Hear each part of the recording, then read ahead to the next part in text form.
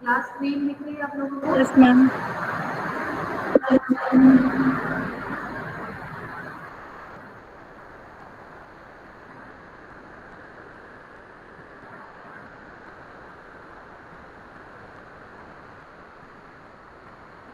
देखिए induction motor मैंने आपको बताया था।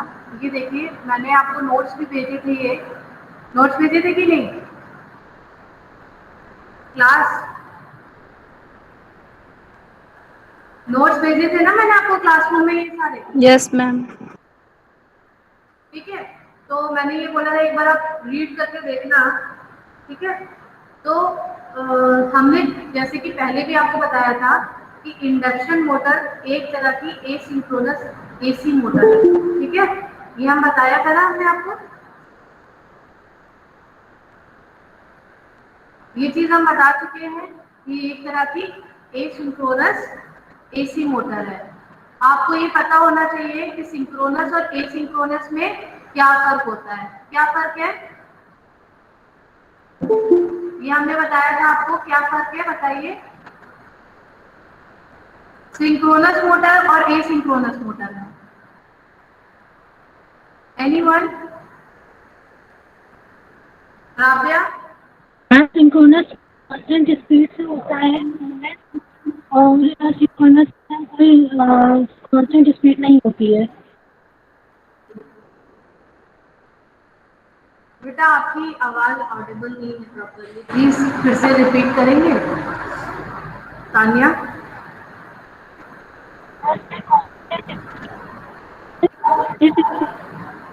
नहीं होती है।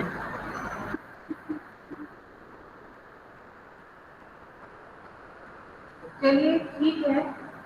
सिंक्रोनस आपको हम पहले ही बता चुके हैं, सिंक्रोनस मोटर का क्या स्पेसिफिक वर्क होता है।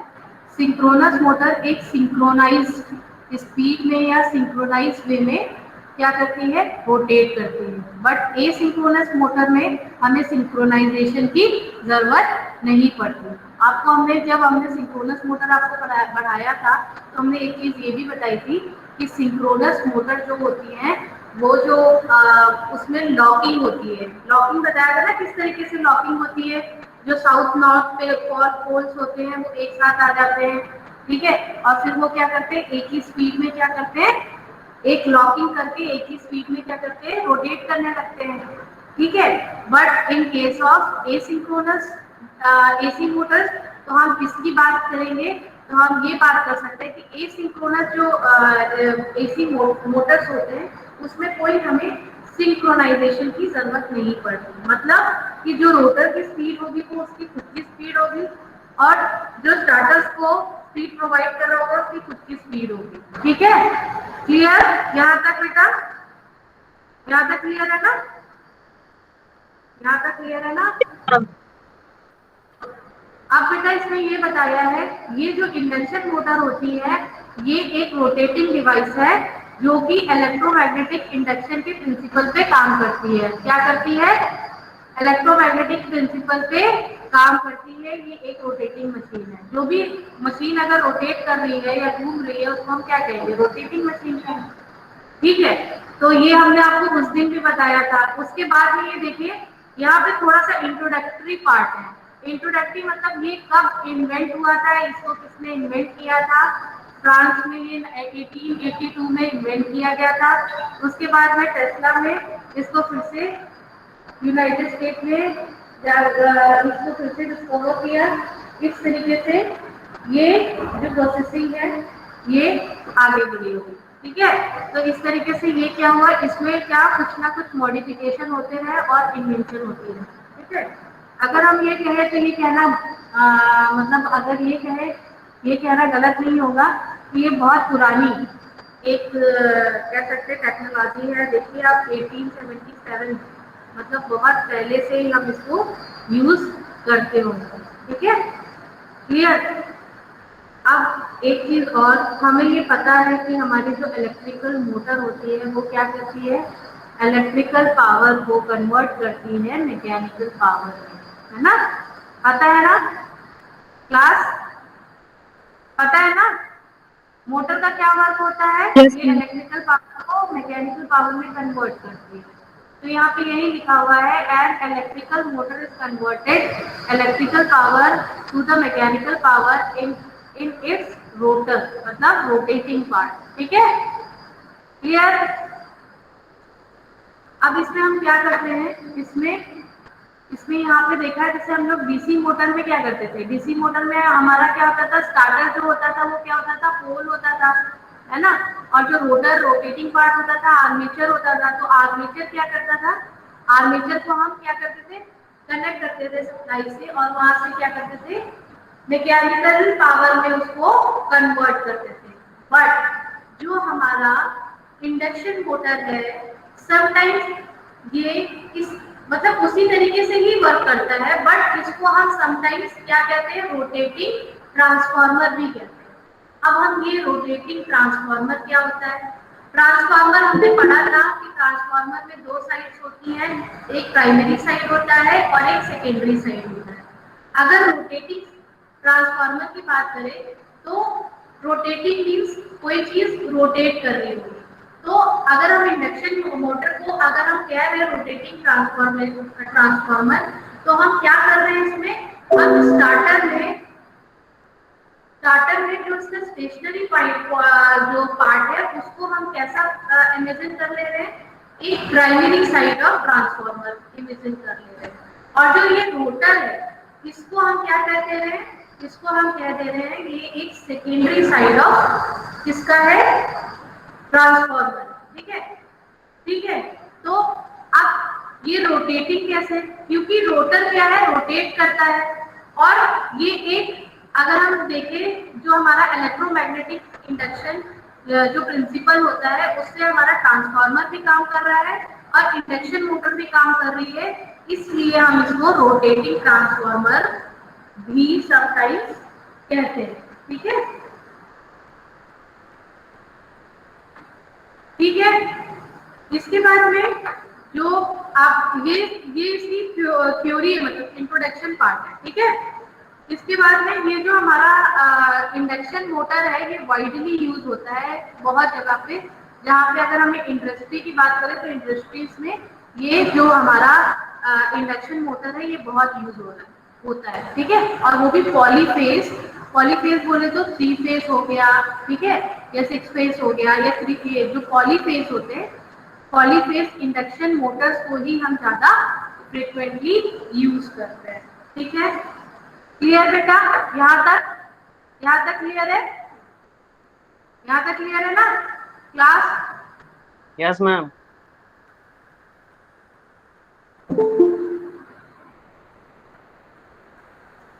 ठीक है, अब हमने यहाँ पे आपको कंस्ट्रक्शन भी उस दिन बताया था। देखिए कंस्ट्रक्शन में दो चीजें हैं इसमें, एक ये हमारी स्टेशनरी स्टार्टर और जो इंटरनल हमारा रोटर। स्टेशनरी स्टार्टर बोले तो जहाँ पे हमने क्या किया है, having a coil supply with AC current to produce a rotating magnetic field. आपको हमने बहुत बार बता चुके हैं, जैसे कि हम सिंक्रोनस मोटर में क्या करते थे, जो हमारा स्टेशनरी पार्ट होता था या स्टार्टर होता था उसको हम क्या आर्मेचर वाइंडिंग लेते थे, और जो इंटरनल रोटेटिंग पार्ट होता था उसको हम क्या कहते थे, उसमें क्या करते थे, पोल्स वाला पार्ट लेते थे। ठीक है, तो इसी तरीके से इसमें भी लेंगे, बस इसको हम सिंक्रोनाइज नहीं कराएंगे, ये एक एसिंक्रोनाइज मशीन है। ठीक है, तो ये बिल्कुल सेम जो है कंस्ट्रक्शन इसकी बिल्कुल सेम वैसी है जैसे कि हमने सिंक्रोनस में पढ़ी थी। ठीक है, एक इसका स्टार्टर होता है, एक इसका रोटर होता है। जो स्टार्टर होता है having the coil supply with AC current, मतलब वो आर्मेचर वाइंडिंग है जिसमें कि हम क्या करते हैं, AC करंट को सप्लाई कराते हैं। ठीक है, और जो रोटर होता है,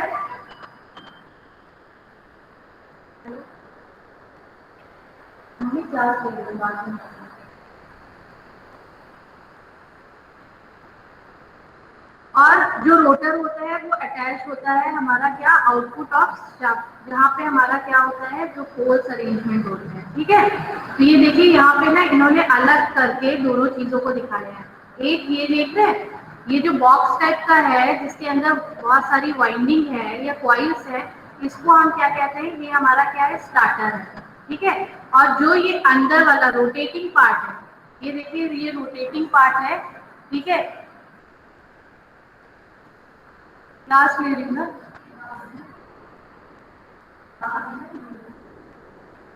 इससे ठीक है, ठीक है। ये आपका क्या है, स्टेशनरी पार्ट है, ठीक है। ये स्टेशनरी पार्ट है और ये क्या है, आपका रोटेटिंग पार्ट है, ठीक है। अब जो स्टेशनरी पार्ट है उसको देखिए यहाँ पे रिप्रेजेंट किया है, ये रोटर है हमारा, और यहाँ पे क्या है, एक आपकी वायरिंग लगी हुई है जहाँ से हमारा शाफ्ट निकला हुआ दिख रहा है हमें, और ये क्या है, हमारा स्टार्टर है, जो कि स्टेशनरी पार्ट जो पार्ट है जिसमें कि हमारी क्या है, आर्मेचर वाइंडिंग है, ठीक है। यहाँ तक क्लियर है, यहाँ तक क्लियर है बेटा क्लास? Yes ma'am. ठीक है। अभी देखिए यहाँ पे इन्होंने ये बताया है, the starter of induction motor laminate the iron coil with slot similar to the starter of a synchronous machine. ये सारी चीजें हम कंस्ट्रक्शन आपको सिंक्रोनस मशीन में भी पढ़ा चुके हैं। जिस तरीके से सिंक्रोनस मशीन में हम क्या करते थे, अलाइनमेंट कर देते थे, अलाइनमेंट कर देते थे किसकी, आयरन कोर की, इस तरीके से, और इसको क्या करते थे, इसमें छोटे छोटे स्लॉट्स बना देते थे जिसमें हमारे कंडक्टर लग रखे होते थे, ठीक है। उसी तरीके से इसकी भी क्या होता है, इसका भी कंस्ट्रक्शन होता है। क्लियर यहाँ तक? ठीक है। अब हमारा रोटर, रोटर दो पार्ट्स में इसमें डिवाइड किया गया है, एक हमारा स्क्वायरल केज रोटर, दूसरा हमारा बाउंड रोटर, ठीक है। तो स्क्वायरल केज रोटर क्या होते हैं, जो स्क्वायरल की तरह, देखो स्क्वायरल केज है ना, यहाँ पे देखिए स्क्वायरल केज रोटर जो है उस पर स्क्वायरल की तरह आपको दिख रहे हो, ठीक है। तो ये स्क्वायरल केज रोटर है, ये देखिए ये जनरली इस तरीके से दिखती है। बाउंड कैसा होता है, इसको आप पढ़ लीजिएगा, इसमें बहुत अच्छी तरह से दे रखा है, बाउंड किस तरीके से बाउंडेड होता है, ठीक है। अब मैंने जैसा बताया था कि ये किस प्रिंसिपल पे काम करता है, तो इसको हम और इजी बनाने के लिए हमने एक स्लाइड्स बनाई थी, उसमें हम आपको समझाते हैं कि किस तरीके से ये किस प्रिंसिपल पे काम करता है। ये देखिए यहाँ पे मैंने बहुत इजी लैंग्वेज में एक पीपीटी आपको दिखाई है कि जो हमारा जितनी भी हमारी इंडक्शन मोटर्स होती है, the Motors which work on the principle of, ये किस प्रिंसिपल पे काम करती है, इलेक्ट्रोमैग्नेटिक इंडक्शन के प्रिंसिपल पे। किस प्रिंसिपल पे काम करती है, इलेक्ट्रोमैग्नेटिक इंडक्शन के प्रिंसिपल पे वर्क करती है। कौन सी, इंडक्शन मोटर, ठीक है। इंडक्शन मोटर जो होती है वो हमारी इलेक्ट्रोमैग्नेटिक इंडक्शन के प्रिंसिपल पे काम करती है। अब ये हमारा इलेक्ट्रोमैग्नेटिक इंडक्शन होता क्या है, आपको ये चीज पहले से ही पता होगी। आप बताइए, इंडक्शन, ये इलेक्ट्रोमैग्नेटिक इंडक्शन होता क्या है, कोई बता सकता है? बताया था ना मैंने, हर्षित?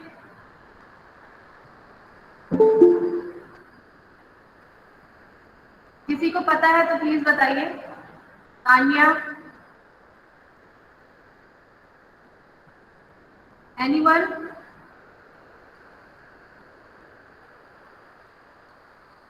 इंडक्शन, आप इतना सब कुछ पढ़ चुके हो, इलेक्ट्रोमैग्नेटिक इंडक्शन प्रिंसिपल क्या होता है, इसमें होता क्या है बताइए। Ma'am, current induced in the conductor due to the changing magnetic field. Good, ठीक है। तो यहाँ पे ये देखिए एक एक्सपेरिमेंटल स्टडी की है, ये एक कॉइल बनाया गया है, कॉइल में क्या किया है, करंट को फ्लो किया गया है। जैसे करंट फ्लो होगा तो एक रिलेटिव मोशन ये करेगा, किसके साथ में, मैग्नेटिक फील्ड के साथ में। देखिए यहाँ पे लिखा हुआ है इलेक्ट्रोमैग्नेटिक इंडक्शन, जो वो फिनोमिना होता है that the relative motion between electromagnetic and the coil induce the EMF in the coil, ठीक है। क्लियर, यहाँ तक क्लियर, ठीक है। एक ये रिलेटिव मोशन होता है between coil and magnetic field, ठीक है।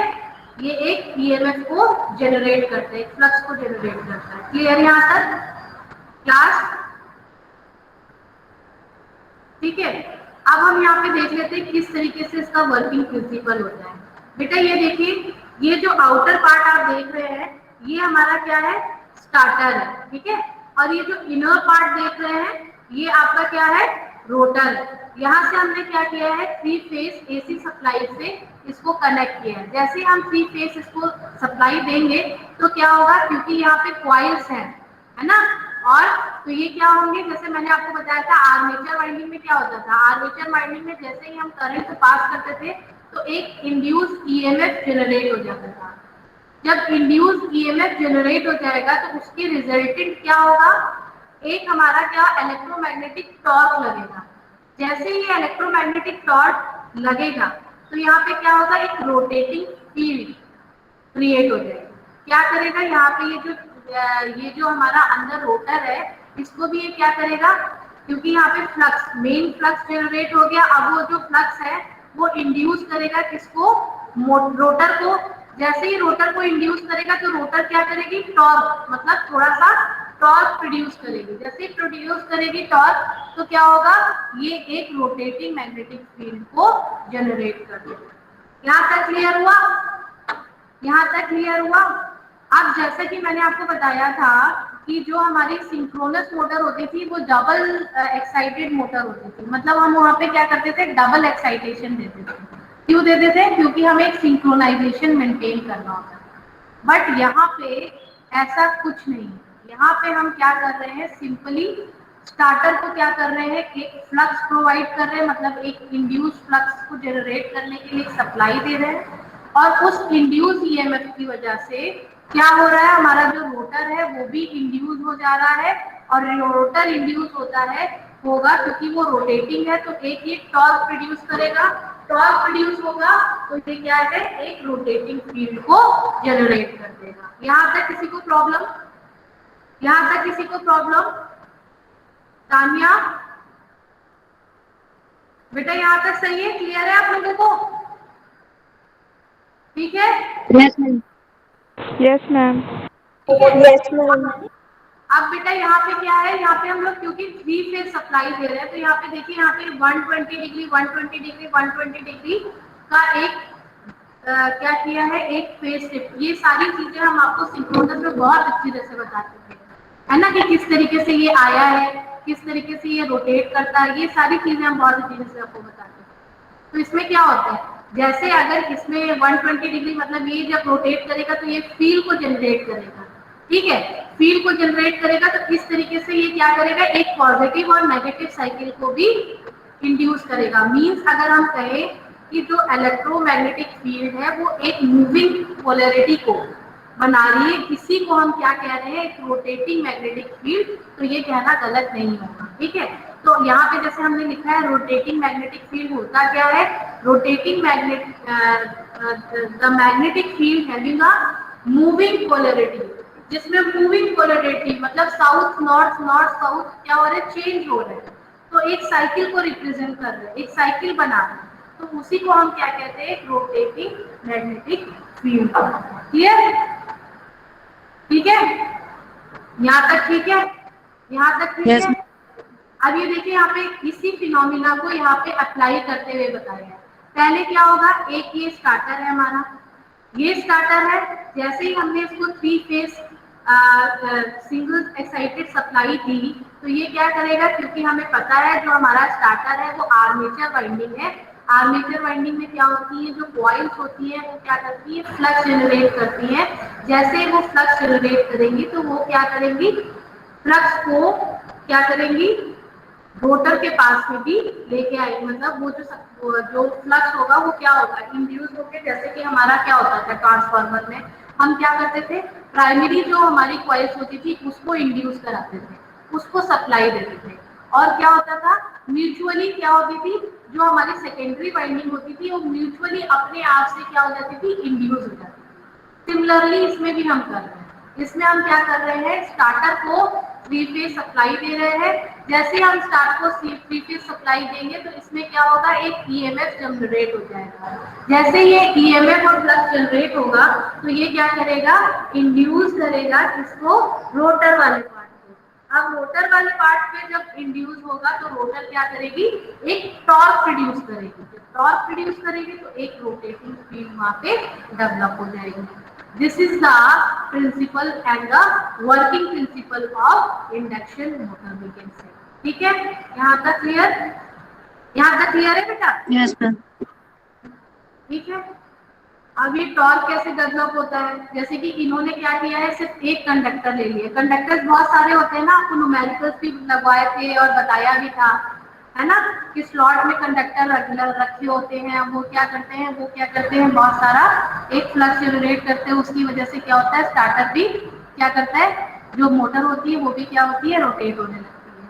अब यहाँ पे दो पिक्चर्स बनी हुई है। पहली पिक्चर्स में हम मान लेते हैं जो हमारा जो कंडक्टर है वो क्या है, मतलब उसमें कोई हम क्या कर रहे हैं, फोर्स नहीं डेवलप कर रहे हैं। जैसे ही हम उसमें फोर्स डेवलप करेंगे तो ये क्या करेगा, एक क्योंकि वो जो हमारा रोटर है वो रोटेटिंग है, वो क्या करेगा, एक टॉर्क जनरेट करेगा बिकॉज ऑफ कंडक्टर। इस तरीके से क्या होगा, जो कंडक्टर अगर म्यूचुअल एक फ्लक्स जनरेट करेंगे, उस फ्लक्स के कारण क्या होगा, एक टॉर्क जनरेट होगा।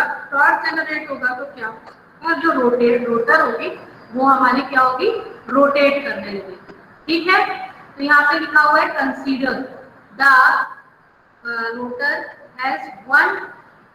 हम कंसीडर कर ले रहे हैं कि एक जो रोटर है उसके पास में क्या है, एक ही कंडक्टर से वो कंडक्टर है, ठीक है, कनेक्टेड है। तो ये क्या करेगी, the rotating field is linked with the conductor, the current carry current conductor. जैसे करंट किसको मिलेगा, कंडक्टर को मिलेगा, ये क्या करेगी, एक फील्ड को डेवलप करेगी। जैसे ही फील्ड को डेवलप करेगी तो उसमें क्या होगा, एक फोर्स डेवलप होगा।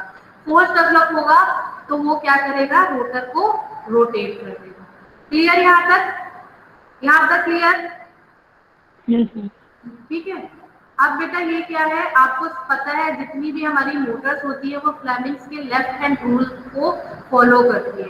तो लेफ्ट हैंड रूल हमारा क्या करता है, जैसे कि आप अपना लेफ्ट हैंड रूल, आप अपना लेफ्ट हैंड देखिए तो लेफ्ट हैंड में जो आपका थंब है वो रिप्रेजेंट करता है किसको, फोर्स को। जो आपकी थंब के नीचे वाली फिंगर है ये आपकी मैग्नेटिक फील्ड को रिप्रेजेंट करती है। एंड देन आपकी जितनी भी जो फिंगर्स बची हैं वो आपकी करंट की डायरेक्शन को रिप्रेजेंट करता है। तो अगर हम ये कहें कि जितनी भी हमारी जो मोटर है, जो हमारी मोटर है वो क्या करेगी, एक फोर्स को एक्ट करेगी किस पे, एक कंडक्टर पे, जो कि क्या करेगा, फ्लेमिंग्स लेफ्ट हैंड रूल को फॉलो करता है। ठीक है, यहाँ तक ये तो आपको पता ही है ना, ये तो हम डीसी मोटर से पढ़ते आ रहे हैं, है ना? क्लियर है? Yes ma'am. ठीक है, अब आपको एक चीज पता होगी कि cause oppose the effect, cause oppose the effect, ये चीज मैंने आपको बताई थी कि जब, क्योंकि अगर कॉज अपोज इफेक्ट को ना करे तो क्या होगा, इसकी इतनी ज्यादा स्पीड हो जाए कि ये रुके ही ना। और अगर रुके ही ना मतलब क्या हो, ये जो मशीन होगी वो जल भी सकती है। ठीक है, तो यहाँ पे क्या है, ये क्या करती है, जो हमारी रोटेटिंग मैग्नेटिक फील्ड है ये कॉज है, मतलब एक फील्ड जनरेट हो रही है। और जो हमारा रोटेशन ऑफ जो हमारा रोटर होता है वो क्या करता है, एक इफेक्ट करता है। ठीक है, जो कॉज मतलब जो रोटेटिंग फील्ड है वो उसको क्या करती है, अपोज करती रहती है, जिससे कि उसकी स्पीड जो होती है वो एक इक्वल मतलब एक क्या कह सकते हैं, स्पीड में रोटेट करते हैं। ठीक है, इसीलिए जो यहाँ पे जो स्पीड ऑफ मोटर होती है वो कभी भी इक्वल नहीं होती speed of rotating magnetic field. ठीक है, क्योंकि लेंज लॉ की वजह से, लेंज लॉ क्या कहता है हमारा, कॉज अपोज द इफेक्ट। ठीक है, यहाँ तक क्लियर है? Yes ma'am. ठीक है, अब बेटा स्लिप और स्लिप ये स्पीड क्या होती है मोटर की, देखिए स्लिप क्या होती है, slip is the difference between the main flux speed and the rotor speed. देखिए यहाँ पे मेन फ्लक्स स्पीड मतलब N S minus N upon N S into 100, ये क्या है हमारी स्लिप। स्लिप क्या है हमारी, डिफरेंस बिटवीन जो मेन फ्लक्स स्पीड है और जो रोटर की स्पीड है, उसको अगर हम क्या बोलते हैं, उसके डिफरेंस को अगर हम देखें तो उसी को हम क्या कह रहे हैं, स्लिप कह रहे हैं। अब स्लिप स्पीड क्या होती है? Slip speed is difference between the rotating, वही चीज बोल रहा है, rotating magnetic field speed and the speed of motor. अगर स्लिप स्पीड अगर कोई अगर आपसे पूछे तो क्या होगी, क्योंकि हमने अभी आपको बताया कि जो रोटेटिंग मैग्नेटिक फील्ड की जो स्पीड होती है वो कभी इक्वल नहीं होती इसमें स्पीड ऑफ मोटर की। ठीक है, तो ये क्या होती है, हमारी स्लिप होती है। क्लियर? यहाँ तक क्लियर है? यहाँ तक क्लियर है बेटा? यहाँ तक क्लियर है क्लास? ऑडिबल है? Yes, ma'am. Clear है. क्लियर है ना बेटा? यहाँ तक कोई दिक्कत तो नहीं? No, ma'am. ठीक है। अब बेटा यहाँ पे इसी से हम आपको बता रहे एक टॉर्क कैरेक्टरिस्टिक और टॉर्क के बारे में। ठीक है, ये बहुत इंपॉर्टेंट टॉपिक है कि टॉर्क हम इसका कैसे निकालते हैं। अब हमें एक चीज ये पता है, पहले हम एक चीज और आपको डिस्कस करते हैं।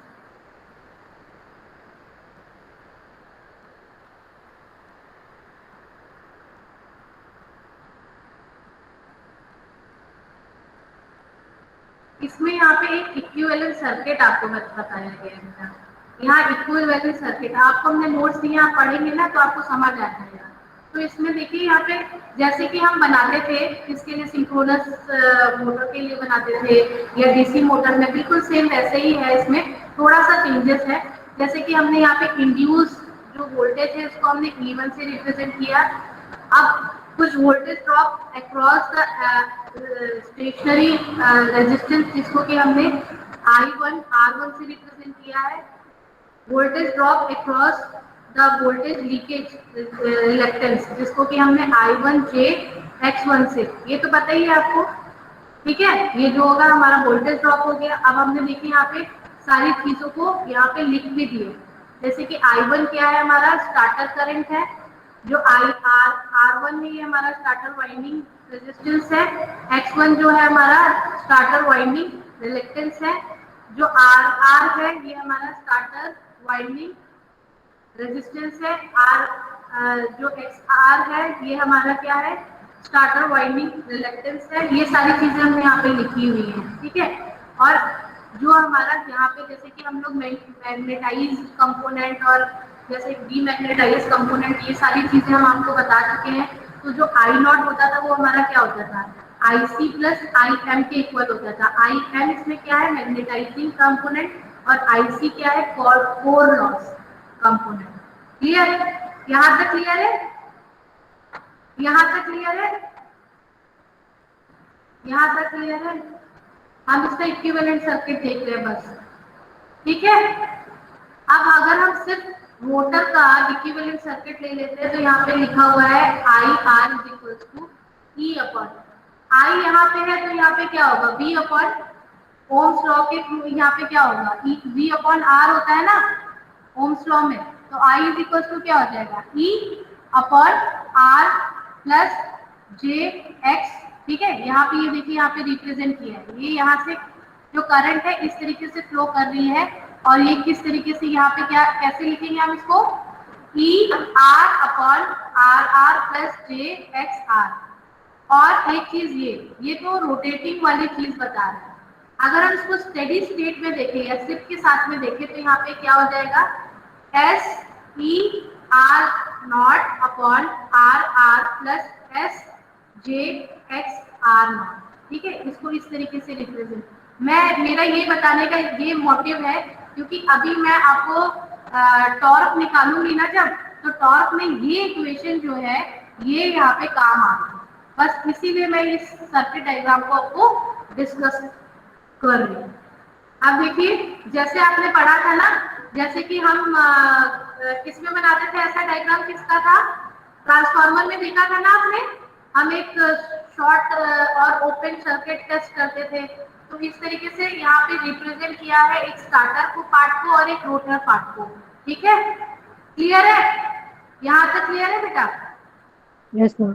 ठीक है, तो इसी को यहाँ पे सिर्फ इक्वेशन आप याद कर लेना, इतना हम डीप में नहीं जाएंगे। ठीक है, तो ये इसका एक इक्विवेलेंट सर्किट है। ठीक है, अब इसके बाद में हम आपको टॉर्क बता रहे थे, ये इक्वेशन काम आती है इसीलिए मैंने आपको पहले से ही बता दी। अब हमारा टॉर्क क्या होता है, टॉर्क तो हमें समझ आ गया कि किस तरीके से टॉर्क लगता है, टॉर्क होता क्या है ये हमें पता है। तो टॉर्क में मेनली हमारी 3 पावर बहुत इंपॉर्टेंट होती है। एक हमारी जनरेटिंग पावर, जनरेटिंग मतलब आउटपुट पावर होगी। जो हमारी PRC है ये हमारी क्या होगी, रोटर की पावर। जो हमारी MB है ये हमारी मैकेनिकल डेवलप।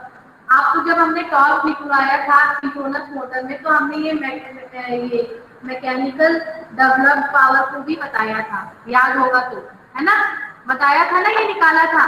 तो ये तीनों पावर इसमें भी होती है। एक जनरेटेड पावर होती है जो कि इनपुट पावर हो गई एक तरह से, एक होगी हमारी जो रोटर की पावर हो गई, और एक होगी मैकेनिकल डेवलप की पावर। ठीक है, ठीक है, ये 3 जो पावर है इन्हीं के रिस्पेक्ट में हम क्या कर रहे हैं, हम टॉर्क को निकालेंगे सबसे इजीएस्ट वे में। ठीक है, यहाँ तक क्लियर है, यहाँ तक क्लियर है श्रुति, तान्या? Yes, ma'am. ठीक है। Yes, ma'am. अब बेटा देखिए यहाँ पे हमने लिखा है, हम यहाँ पे क्या कर रहे हैं, मोटर की पावर को ले रहे हैं। तो मोटर की पावर क्या हो जाएगी, यहाँ पे 3 क्यों लिखा है, 3 इसलिए लिखा है क्योंकि हम 3 फेज की बात कर रहे हैं। अगर यहाँ 3 फेज की बात नहीं करते तो यहाँ पे हम 3 नहीं लिखते। तो यहाँ पे क्या लिखा है, 3I²R²। यहाँ 2 मीन्स हम रोटर क्या होगा, उसका सेकेंडरी साइड है ना, तो यहाँ पे R2 और I2 लिया है। यहाँ ये इक्वेशन समझ आई, कैसे आई ये इक्वेशन समझ आई, 3I²R।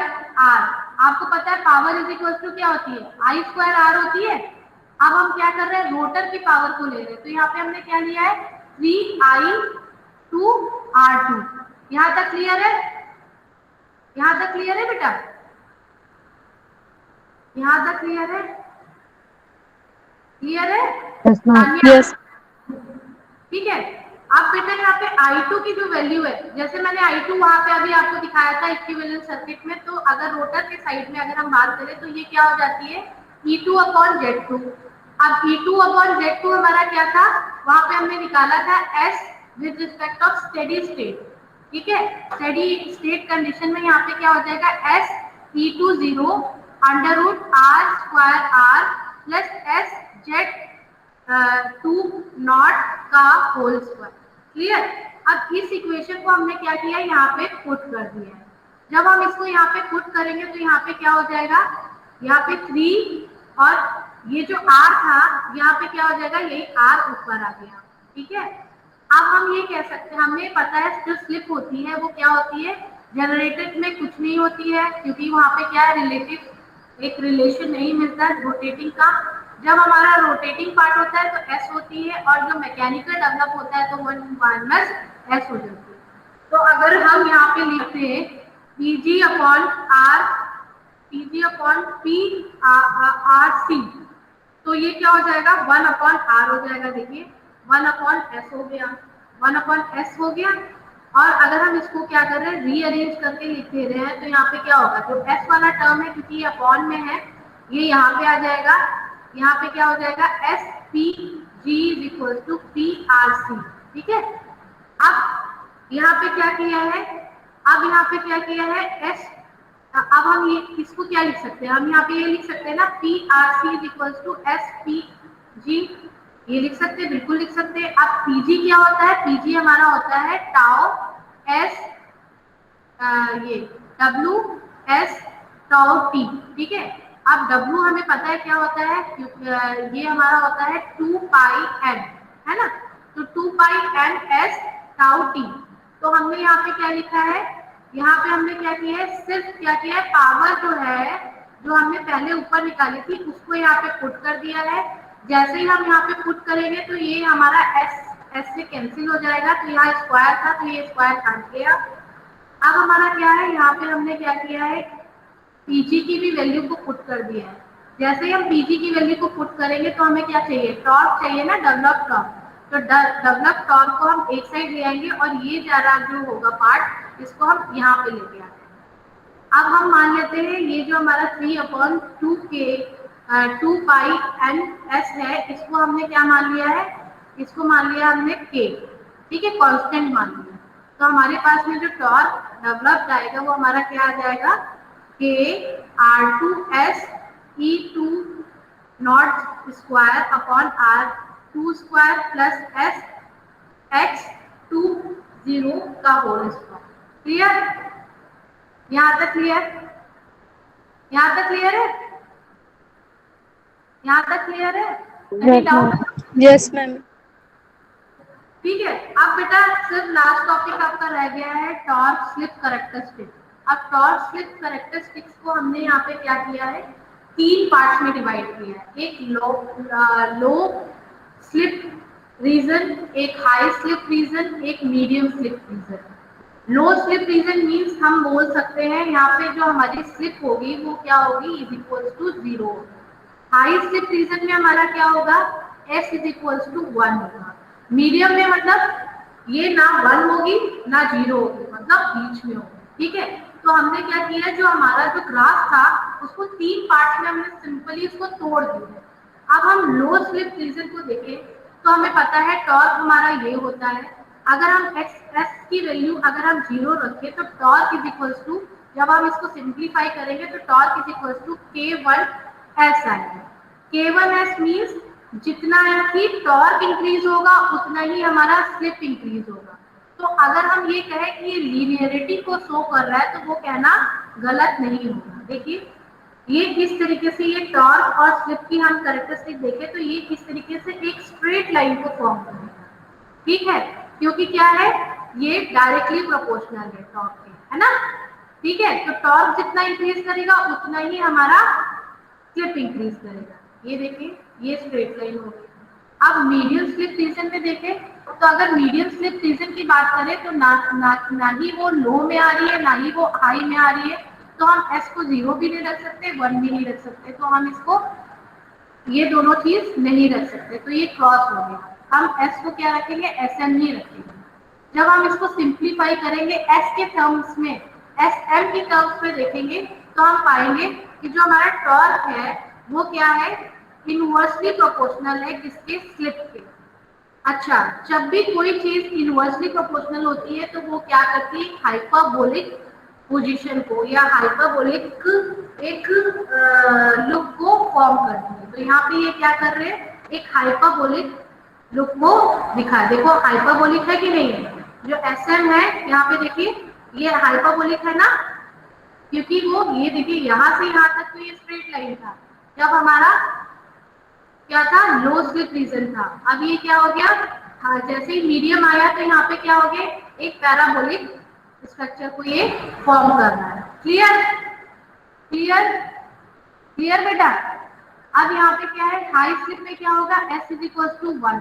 अब s मतलब ये पीक पे, ये देखिए यहाँ पे ये 1 हो गया।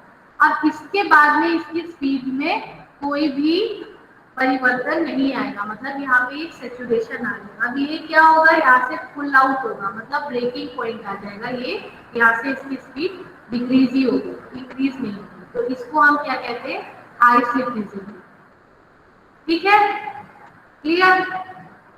अब इसका ओवरऑल डायग्राम देख लेते हैं। ये देखिए यहाँ से ये पहले क्या था, ये लोअर रीजन था हमारा, तो ये स्ट्रेट लाइन गई, फिर एक पैराबोलिक को इसने फॉर्म किया, यहाँ पे क्या हुआ, सैचुरेशन आ गया, ये हमारा यहाँ से कम होता चला। ये R1 को हम इंक्रीज या डिक्रीज करेंगे तो उसके रिस्पेक्ट में, ये RB2 को हम इंक्रीज या डिक्रीज करेंगे उसके रिस्पेक्ट में, और ये सारी चीजें इस तरीके से हम इसको रिप्रेजेंट करेंगे, ठीक है। यहाँ तक क्लियर है, यहाँ तक क्लियर क्लास? Yes, ma'am. ठीक है बेटा, यहाँ से आपका सिलेबस ऑलमोस्ट पूरा कंप्लीट हो गया है, पूरा कंप्लीट हो गया है, ठीक है। आप अटेंडेंस दे दीजिए अपनी, अटेंडेंस दे दीजिए। आज 4 है ना, रोल नंबर ही बता दीजिए सब, फ्रेंड ज्यादा नहीं है।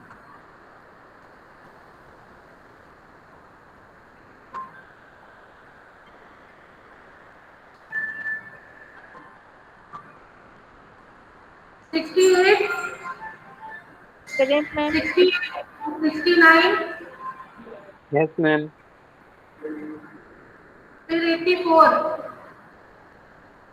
Present, ma'am. 85, Present, ma'am. Present, ma'am. 86, Yes, ma'am.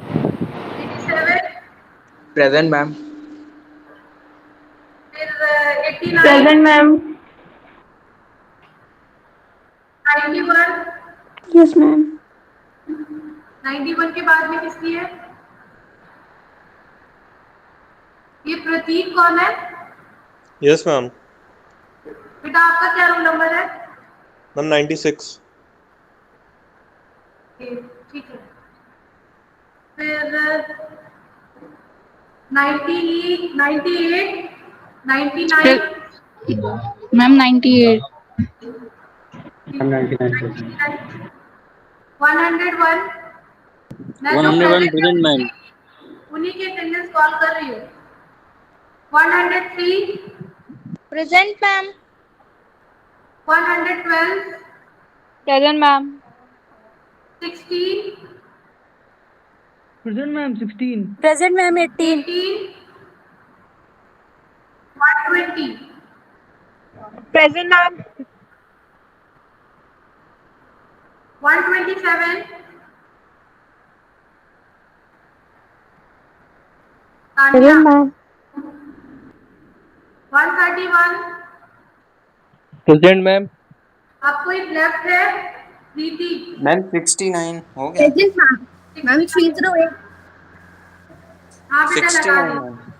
बेटा 69 लगा दी आपकी 69 लगा दी, Ma'am, 101. 101 भी लगा दी, अभी बोला तो था आपसे रवि। Ma'am, 131. 131, 115. 115 सिवान। ठीक है, और कोई रह गया है? Anyone left? Ma'am, 118.